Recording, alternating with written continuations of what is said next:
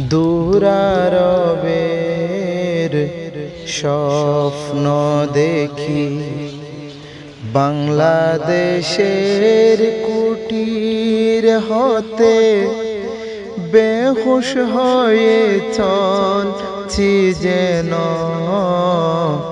কেঁদে কেঁদে খাবার পথে। হায় গো মোলা, কেন মোরে পাঠাইলে হাই কাঙ্গাল করে। আমি যেতাম প্রিয় নবীর রওজা শরীফ জিয়ারতে।